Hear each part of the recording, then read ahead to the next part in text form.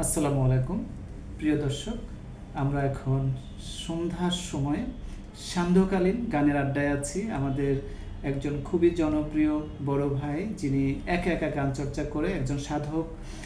আর এই মুহূর্তে উনি আমাদেরকে যে গানটা শোনাবেন, এবং আমি শুধু কার গান শোনাবেন সেটা বলি। বাংলাদেশের একজন বর্তমানে জীবন্ত কিংবদন্তি সৈয়দ আব্দুল হাদী স্যারের একটি গান শুনবো এবং ভাইয়ের কাছ থেকে এই বিষয়ে বিস্তারিত জানবো। তারপরে ভাইয়া গানে চলে যাবে সরাসরি।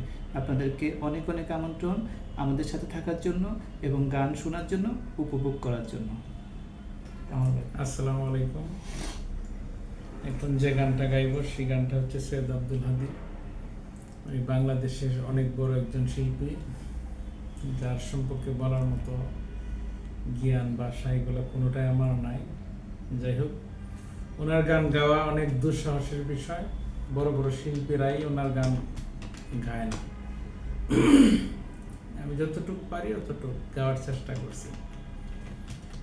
চোখ বুঝিলেই দুনিয়ায় আন্ধার, হায় রে চোখ বুঝিলেই দুনিয়ায় আন্ধার।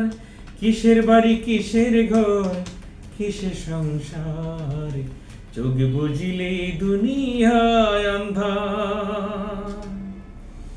ছয়টি রিপুর কুমন্ত্রণায় মত্ত রইলাম ভবের মায়ায়, করলাম শুধু লাভেরই কারবার। আইলে ভবে যাইতে হবে, ভাবলাম না একবার। চোখ বুঝিলেই দুনিয়ায় আন্ধার, হায় রে চোখ বুঝিলেই দুনিয়ায় আন্ধার।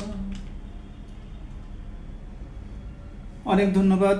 আমরা কামাল ভাইয়ের কণ্ঠে চমৎকার একটি গান শুনলাম সৈয়দ আব্দুল হাদীর। আমরা আজকে মোট 3টা গান শুনবো।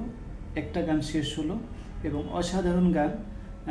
আসলে সৈয়দ আব্দুল হাদী এমন বড় মাপের একজন শিল্পী, উনি সবসময় শুধু গানের কথাকেই গুরুত্ব দেন না, ওই গানটাকে কে সুর করেছেন, কোন প্রোডাকশনে গানটা প্রডিউস করা হবে, রেকর্ড করা হবে, ইচ অ্যান্ড এভরিথিং। মানে উনি খুব চুজি একজন পার্সন। বাংলাদেশে অল্প কিছু মানুষ অনেক বেছে বেছে গান করেছেন এবং সব কিছু বেছেছেন। পরিবেশ, প্রেক্ষাপট, গীতিকার, সুরকার, প্রোডাকশন হাউস, তার মধ্যে সৈয়দ আব্দুল হাদী একজন। আমরা কামাল ভাইয়ের কাছে পরবর্তী গানের জন্য অনুরোধ করছি।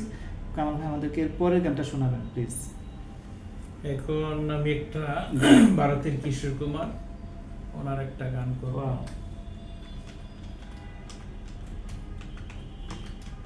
আশা ছিল,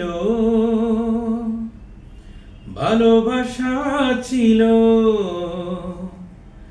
আজ আশা নেই,